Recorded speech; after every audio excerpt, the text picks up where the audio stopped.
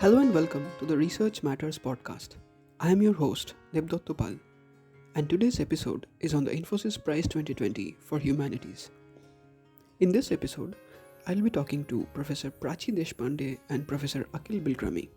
Professor Akeel Bilgrami is the jury chair of the Humanities panel, Infosys Science Foundation. Akeel Bilgrami is Sidney Morgenbresser Professor of Philosophy in Columbia University, City of New York. His book of selected essays on the moral psychology of politics, entitled Secularism, Identity and Enchantment, was published by Harvard University Press in 2014. He teaches courses and seminars on philosophy of mind and language, as well as moral psychology, metaethics, and political philosophy, and in political science, on politics and rationality, as well as on a range of issues from questions of secularism and identity to the effects of globalization on politics and political thought. Welcome, Professor Bilgrami. It is indeed a pleasure to speak with you. Glad to be here. Professor Prachi Deshpande is the recipient of the prize for her extraordinarily nuanced and highly sophisticated treatment of South Asian historiography. Professor Prachi Deshpande is an associate professor at the Center for Studies in Social Sciences, Kolkata.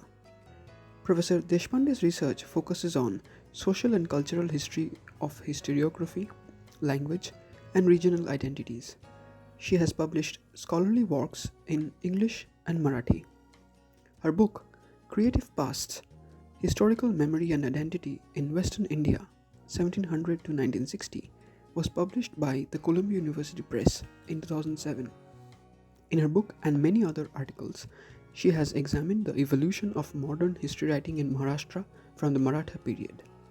Professor Deshpande, congratulations on the honor. Welcome to the episode of the Research Matters podcast. Thank you. I'm glad to be here. Let me start off this episode with a question to Professor Deshpande. Your field of research, humanities, is the study of ancient and modern languages, literature, philosophy, history, archaeology, anthropology, human geography, law, politics, religion, and art. In this broad area of humanities, where does your research fit in?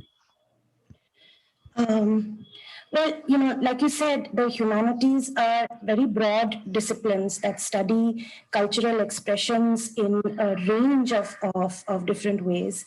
And you can say that they critically examine human culture and human society's reflections about itself. History, broadly defined, is the study of different aspects of human society through time. And it has a speculative, critical, even philosophical aspect of understanding how we came to be where we are, where we might be going. And so it's often included as part of the humanities. My own work, I'm a social and cultural historian. I also find myself sort of straddling the domains of history as a kind of humanities, but also as a social science, because social history is sort of broadly about understanding social organization through time, how social conflict and hierarchy have been organized. And cultural history is about the concepts, categories, and mentalities that societies create through which we understand our world, make meaning, how these change over time. My own research kind of on historiography, how people at different points have thought about their history, about their past, sort of fits in over here. So how do certain aspects of the past, certain figures and events get passed down as history? How do scholars practice the craft, and how do ordinary people remember their own histories? Does this have anything to do with the way particular societies are organized, how the patterns of social conflict take place? How does historical thinking and writing change over time? Now, I've researched these questions empirically with respect to Maharashtra and how people in the region have developed a robust historical memory over the last couple of 100 years about the Maratha Empire and its exploits. But more broadly, conceptually, I think my research tries to think about how such historical memories help us understand ourselves and our present and in the process make claims about what our future ought to be. So that's how I think about my work sort of being broadly in the realm of the humanities. Right. Thank you for the answer, Professor Deshpande. My next question is to Professor Bilgrami. Could you help our listeners understand the importance of Professor Deshpande's work? What are the implications? How much influence does her work have on the broader field of humanities? Well, her work has already been very influential, and it's part of a burgeoning shift of interest in historical studies in India to the study of particular regions uh, and what are sometimes called vernacular histories, and uh, and I think she's in the forefront of that field, in particular in the Marathi-speaking region of Western India. So this is a very healthy development in Indian historical studies. It brings out how the academy has begun to keep finally keep track of the linguistic diversity of the country and how social systems are very different in different parts of the country. So, for instance, it's impossible to study caste as a generality. Caste in Punjab is very different from caste in Maharashtra, and so you simply have to do the kinds of things that Professor Deshpande has been doing, and I think it's a very healthy development. These regional histories and look at it in the vernacular languages, and languages are a repository of tradition, and that's one reason why we in the humanities study them. In that sense, history stands sort of on the borderline of both the humanities and the social sciences, and Professor Deshpande is in the forefront of that disciplinary boundaries and its crossing. Thank you, Professor Bilgrami. Professor Deshpande, I'd like to zoom into your work a little bit more. You have written extensively on Marathi literature, history, scripts, grammar, culture, and the polity. Could you give our listeners an idea about the particular topics that interest you? I'm currently working on the cultural history of scripts and language. So I research how we think about language histories. How do we understand the history of different languages, which are sort of usually understood as the history of so-and-so literature, the history of Marathi literature, the history of Bengali literature, or we think about them through linguistics, the language families that they are part of. They're either Indo-Aryan, they're either or Dravidian, and so on and so forth. So what I'm trying to do is think about language history through users, different people who use language in different ways, and everyday language practices. So I take a cursive script. Some of you might have heard of it. It was called Modi. Yes. Which literally means broken. It was a kind of cursive script that was used to write business accounts, for record keeping and correspondence in Marathi over the medieval period from, say, the 15th to the 19th, 20th centuries. So I use it as an entry point to explore how people have thought about and used the Marathi language over several hundred years. And there are hundreds of thousands of Modi records across Maharashtra and different parts of the country. And I'm interested in the world of the scribes and the writers who worked in the Maratha bureaucracy and produced them. So how did language and script pedagogy work for them? Many of these scribes were multilingual, and I use these records to ask what multilinguality meant to people in the early modern period, say in the 18th century, especially in such kind of bureaucratic context. When the British conquered the subcontinent, many of these language practices and ideas about language changed. And I'm interested in how the coming of modernity, say the coming of print, a modern state and bureaucracy, education, a public sphere for debate and discussion, through newspapers and so on, how it changed how we think about language and everyday language practices. And so one of the things is, these seem like very mundane kind of everyday matters that are not really worthy of kind of serious historical exploration. But that's precisely the point, that when we peer closely, we find that it is in such activities and changing attitudes that we can actually sense how regional identities, linguistic and national identities take shape and sharpen. Like what should, the Varnamala be? What should orthography be? What is good writing? Who is a good writer? What is correct language? All of these are actually the kind of building blocks of language identity, language usage.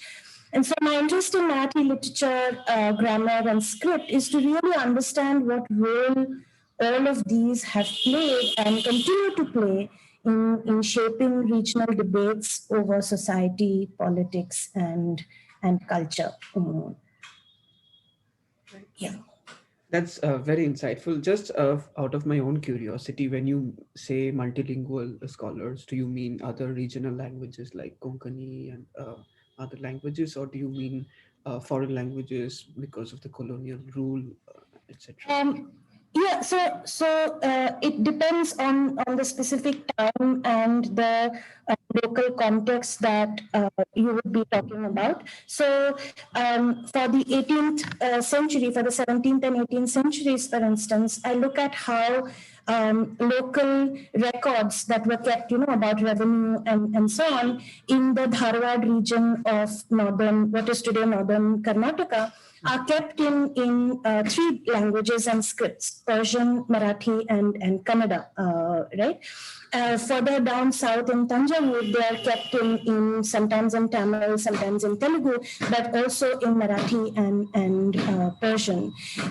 When you come to the colonial period, there is a kind of Anglo-vernacular hierarchy where there are English records at the top, and then there is a kind of vernacular that is created for each region, that is standardized for each region, and that transforms these earlier kinds of multilingual, multi-scriptural practices that existed. So that's your question is actually absolutely to the point, that when you have to ask all the time what we mean by multilinguality, because those languages and scripts will always be different depending on the time and the spatial context.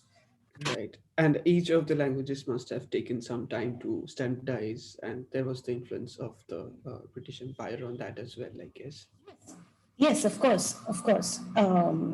So when we say British Empire, we also mean not just like a definitive kind of policy, but practices that change in the everyday process of administration at different levels. And the joy is really in bringing out these contradictions, how things are intended to be in a particular way, like you want the official language to be this, but you actually find on the ground that people are using language in very different ways. And so when we ask questions about official language or what the vernacular means, we come up with a lot of different answers and different ways in which people relate to language. I think that's the joy of doing the cultural history of language. Thank you, Professor Deshpande. Professor Bilgrami, my next question is to you.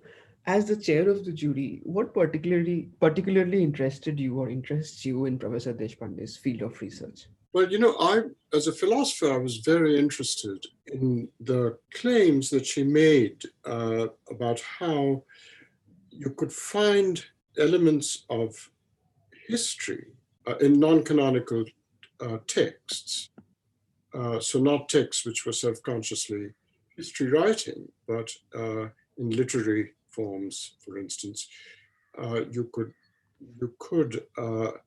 find elements of historical verisimilitude, and so it's a matter of, as a philosopher, I'm very fascinated by that, because you know, we need to be able to make explicit what the signs are in a text that is non-standard or not canonical, what the signs say of causality are, or generally of veridicality are, where to look, can we make, I mean, it probably can't be codified, but can we at least have a rough sense of the protocols by which one can distill from, say, an epic or even a lyric, uh, uh, what the signs of historical accuracy might be. These are general methodological concerns which for a philosopher are very fascinating. And Prachi Deshpande, uh, uh, you know, part of her work is looking at non-standard texts of that kind. And in fact, the other way around too. She has demonstrates how documentary texts like family chronicles are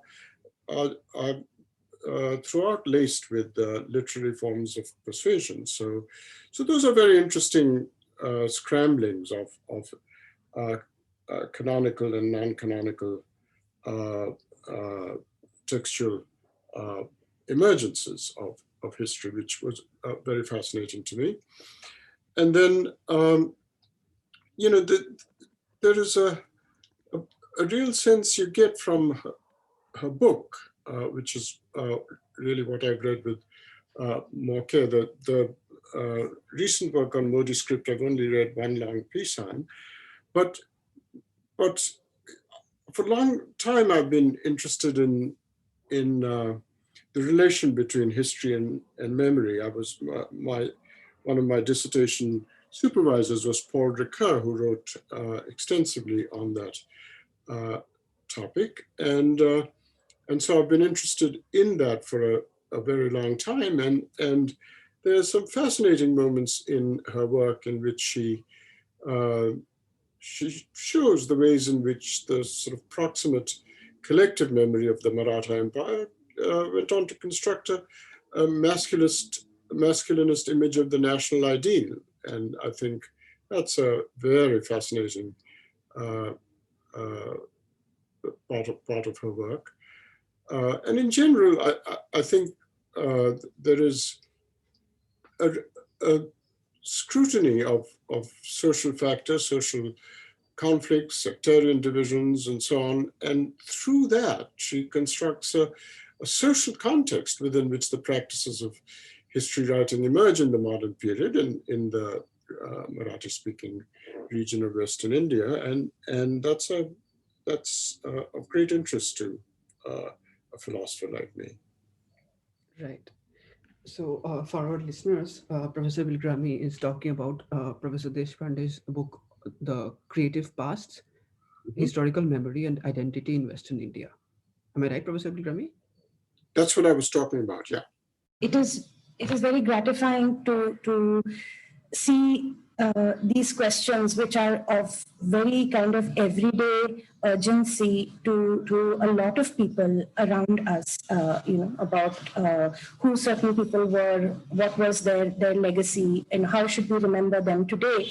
But these have sort of very deep philosophical resonances as well. I mean, it's not at one level it is the stuff of newspaper headlines and political conflict and so on, but at the other, sort of underlying it is a very kind of deep engagement that scholars and people alike have with questions about the past and the present. And so I'm very glad that I have been able to convey some of that in my book.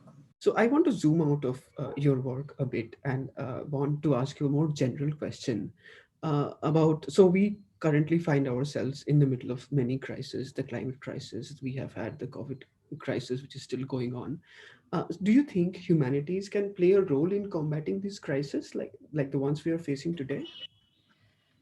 Uh, this is something that scholars in the humanities and social sciences get asked a lot.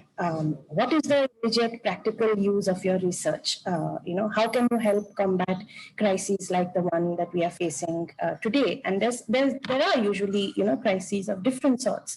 And this discussion, I find, I'm sure you are familiar with this as well, takes place in families when someone is struggling with remembering boring historical dates and long lists of kings and queens, or the intricacies of grammar, trying to write a report on some boring book.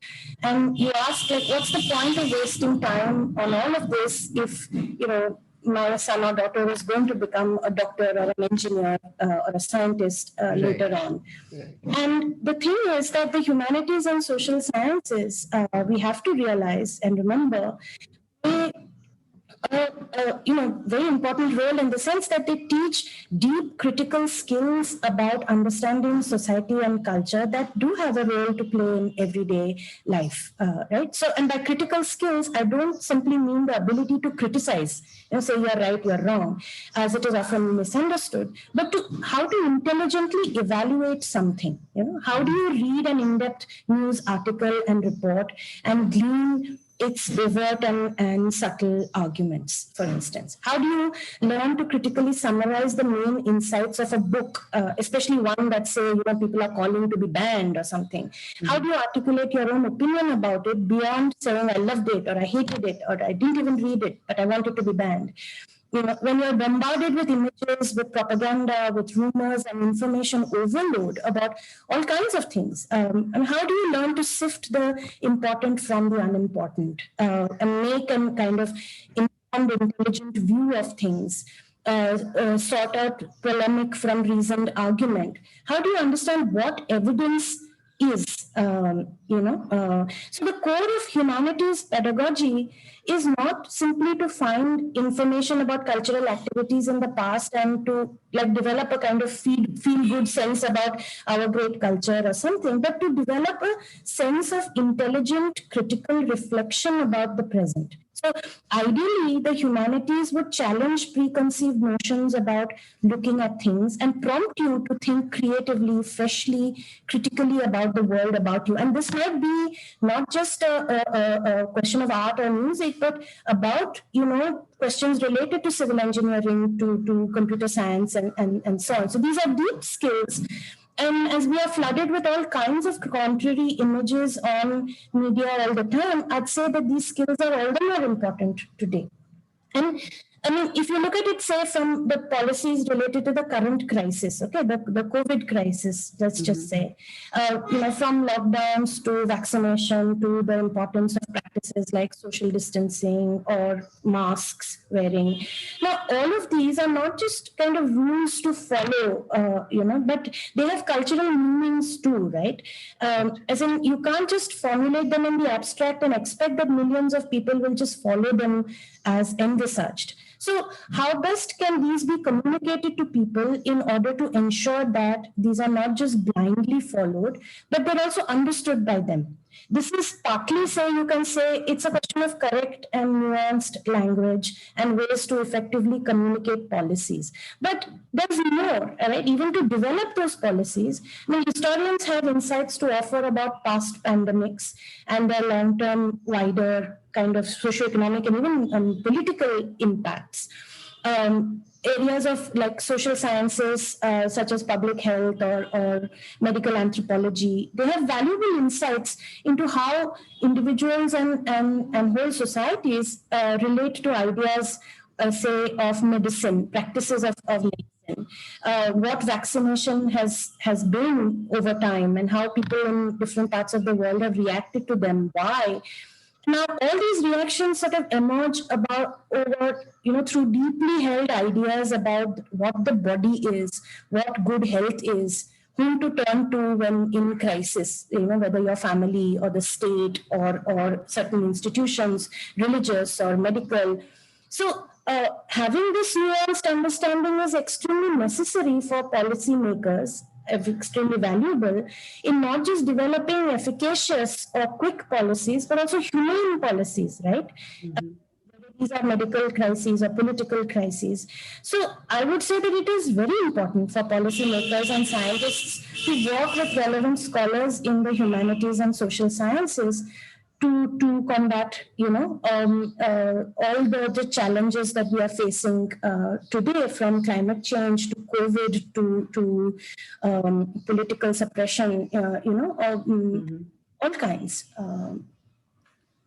I can go on and on about this, but I think you get the idea. Yes, I get an overall idea. Professor Bilgrami, would you like to add something to that? Yeah, I think that it's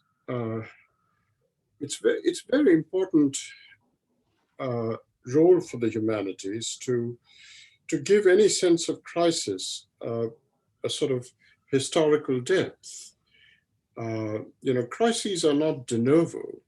I mean, journalists would like to make out that any given crisis is come out of the blue, and each crisis is a completely brand new thing, but it isn't.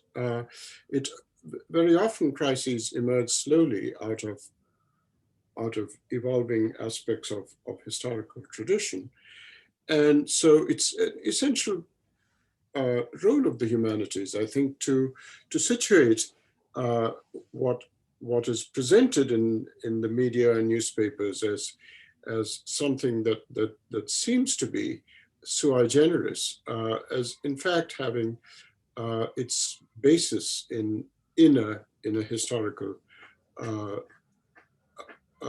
tradition, which gets deformed in ways that are distorted to give rise to the crisis. And humanities must play a role in coming to understand that. But also, I think it's a very important, there is something very important that the humanities can also do, which is that very often one thinks that there is a sense in which a crisis can be dealt with by regulation, by laws or new laws, or the implementation of given laws which are being ignored, which they manifestly are in our current crisis in India. But one of the things to really understand is that the law itself is in the foreground, but the law is only really conceivable, leave alone implementable. It's only really conceivable because of a whole background of unspoken customs and practices and social habits, and including relations of trust and cooperation amongst people. And I think it's the role of the humanities to bring out what this background is, which makes regulation possible and efficacious.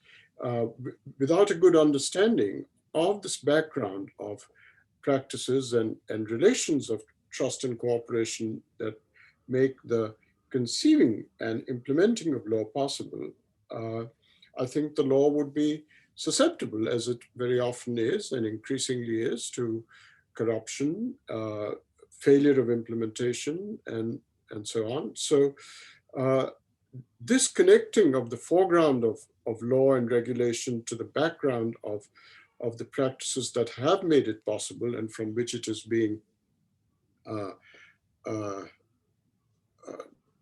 disjointed by the crises you're talking about, is something I think only the humanities can really do, because it connects explicit discursive aspects of the law in the foreground to a whole range of customs and habits and practices of tradition, which it's the business of history, of literature, of philosophy, and so on to uncover.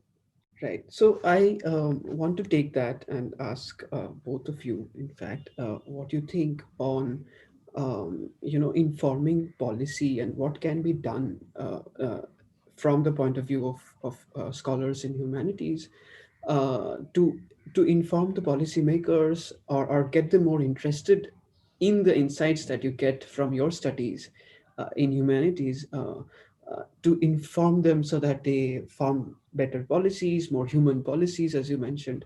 What do you think needs to be done in face of such crisis, or even in normal times? Well, I think this is a global kind of issue right now. Universities all around the world are facing a crisis in the humanities, where they have to persuade not only sort of administrators and policymakers and funders, but also students, who are wondering what kind of courses to take and so on, that studying history, literature, ethics, philosophy is something that is important and valuable to their lives. We have a very instrumentalist view of education, particularly in India, I think, where we are kind of put on tracks very early on, and we develop certain kinds of skills very well, but narrowly, and increasingly to the complete kind of exclusion of other kinds. And there's the arts, science, commerce track traditionally, but even more so, as students prepare from earlier and earlier on for competitive exams and so on. So I think definitely, this is a policy issue, in that we need more investment from people who have the resources, to invest in quality liberal arts and humanities education, just to even have the options for students. But it's not even just a kind of policy issue. It's really a wider, I think, societal and civilizational kind of issue for us now to think about what the value of these disciplines and this kind of study is. I mean, I've already outlined what I think its importance is on an everyday kind of basis, or even in combating crises. But I think, rather than just looking at what kind of job will this get me, or what kind of degree will this allow me to have. Of course, those are important issues. I don't want to minimize the importance of that, particularly in these kind of economic times. But those will come and go. Our ability to think critically about ourselves is something, if we lose, we might not be able to put back together or regain so easily. So I think it's very, very important for all of us to have sort of educational options, courses, and conversations where we are thinking critically about literature, about history, and so on, and not just kind of using them as tools for politics, or as tools for employment. Right. Professor Bilgrami, would you like to add something to this broader context? Well, one of the things that it would be interesting to try and diagnose is again to go back a little bit in history, go back, say, to the period just after independence in our country. And if you look at the academy and you ask which subjects in the humanities and social sciences really excelled in the academy, I think one has to admit that the only two subjects that really had excellent intellectual productions were history and economics. And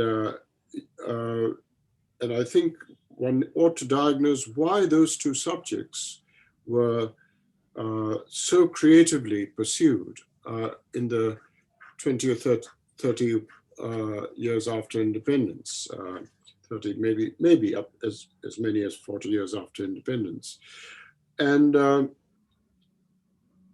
I think, one can give very gestural general directions of diagnosis. It's a newly emerging state and newly emerging population of citizenry, and they want to understand their past, and they want to shape a political economy that is relatively creatively different from because the conditions are so different than they are in other parts of the more developed world. So these two subjects stood out. I was a young philosopher, and I must say that I thought my subject was being pursued in a very desultory and lackadaisical way. In fact, I thought all my professors were just collecting a salary and not really doing any hard thinking or any hard teaching. And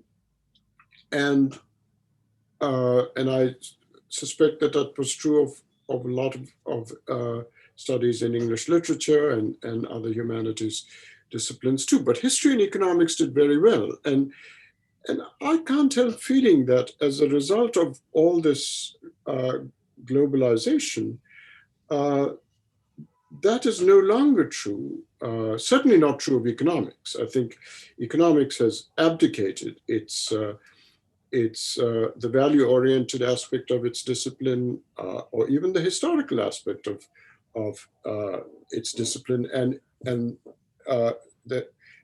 if you go to an economics department, you almost find no courses in the history of economic thought, and the value-oriented aspects of economics are completely abandoned by its practitioners. And that's just an aping of mostly American economics departments. And so I think globalization has had a very bad effect on, it has made us careerist, students careerist, and it has made professors sort of buy into a very derivative mimicry of the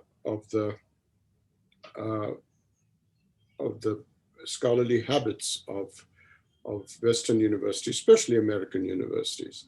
So I think what is interesting to me is that the role of the humanities can be quite exciting in India today, and perhaps everywhere else, if it sees itself as picking up the slack that has been created by the abdication in the social sciences of these value-oriented and historical aspects of their discipline in favor of just the quantitative and this very disengaged